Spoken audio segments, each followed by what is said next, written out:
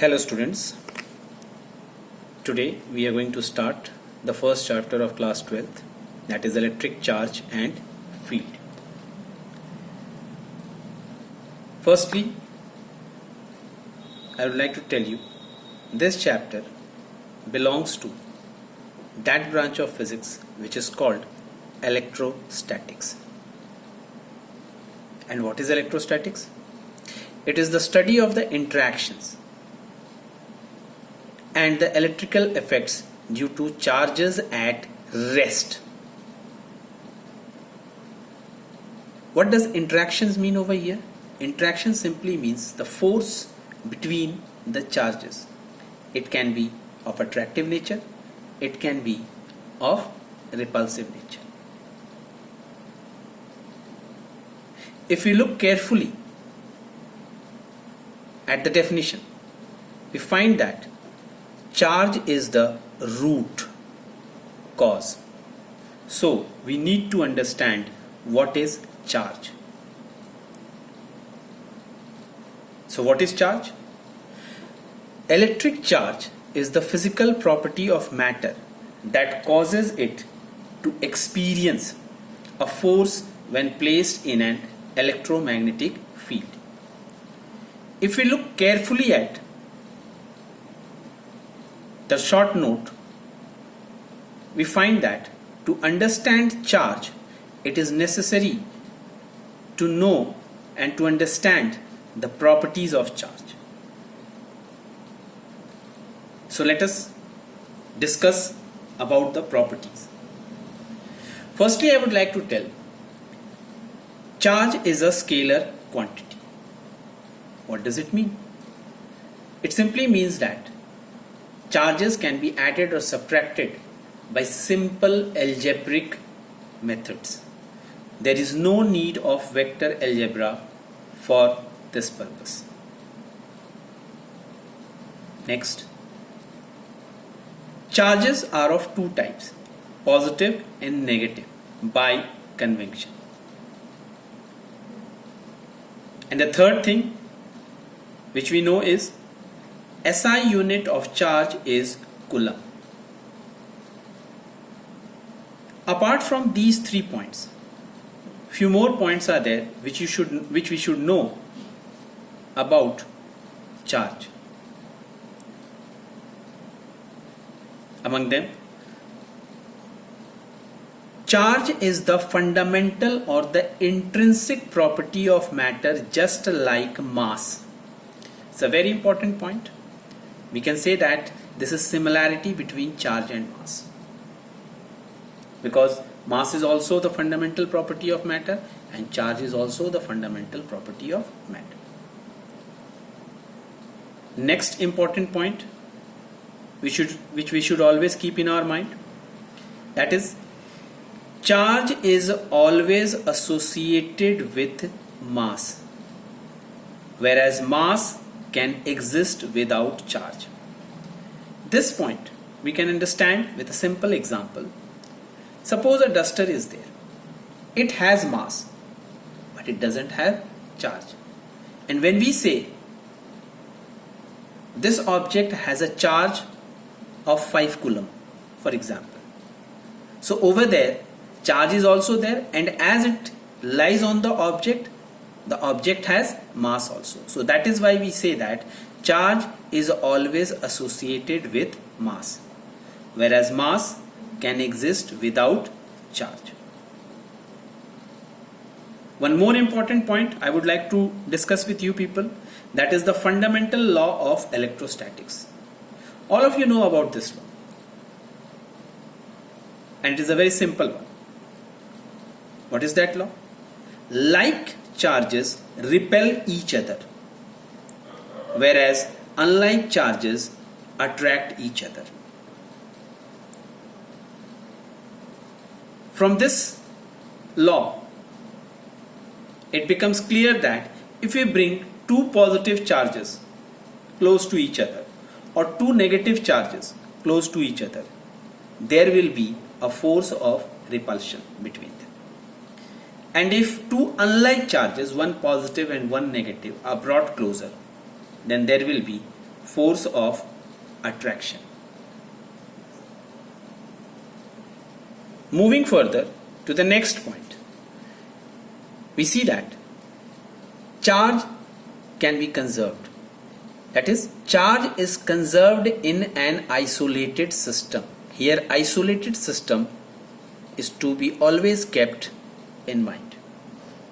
Let us try to understand this point with the help of a simple analogy.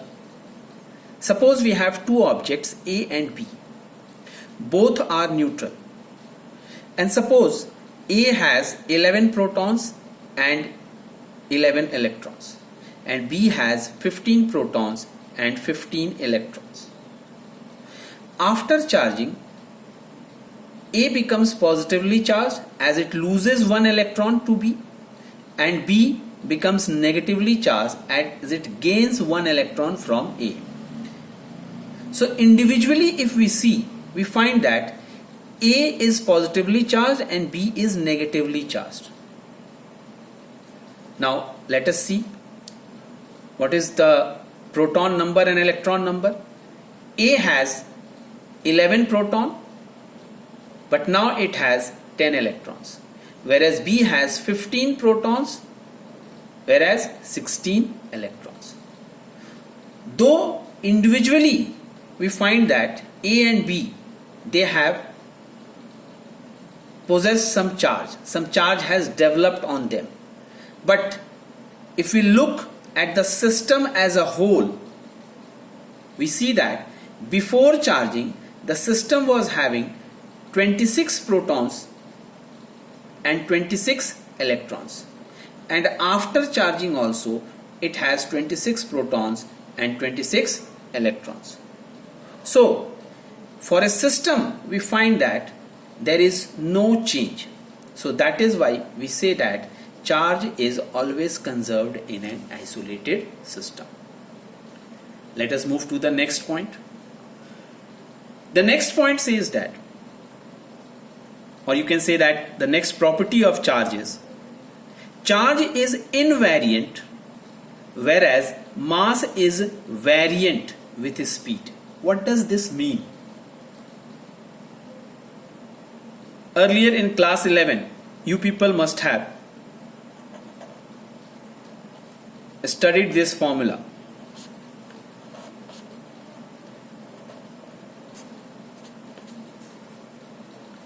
From this formula, it was very much clear that as the velocity of the object was increasing, its mass was also changing. So mass was dependent on speed. But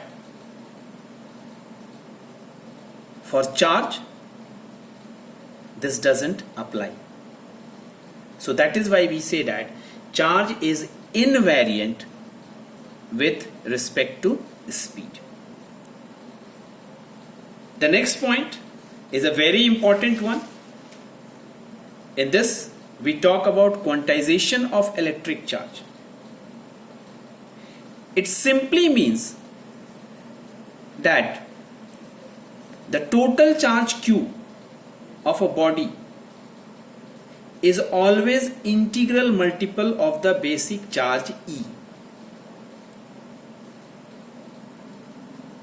Mathematically, Q is equals to NE, where N belongs to the group of integers. Here E is the elementary or the basic charge, and its value is 1.6 into 10 to the power minus 19 coulomb. Now one more important thing I would like to tell you people over here.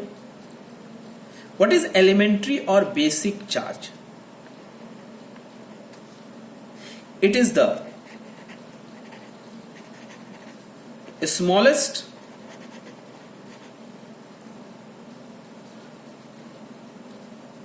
possible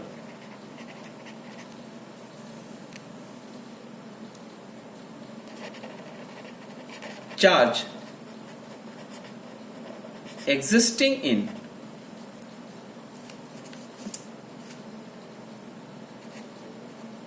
free state.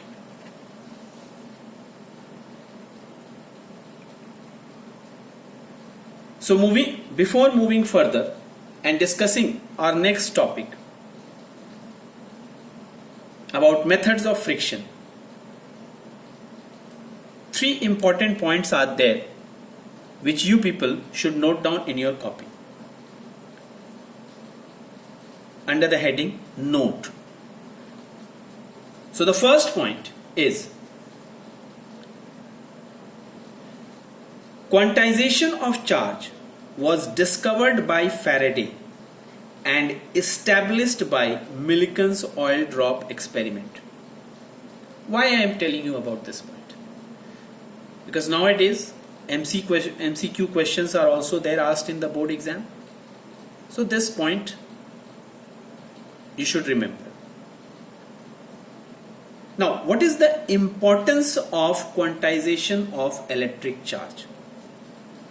This is the second point which you should always remember. The importance is that it shows that charge is discrete in nature. It is not continuous. It is discrete in nature. And the third important point is quantization of electric charge is valid only for microscopic charge and not for macroscopic charges. Why?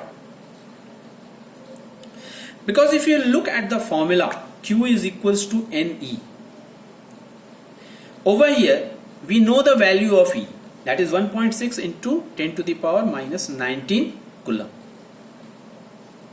So for application of this formula, we should know the value of N. Now if the charge is very big, then in that condition we are unable to give the value of N. So that is why we say that it is not applicable for macroscopic charges. Thank you.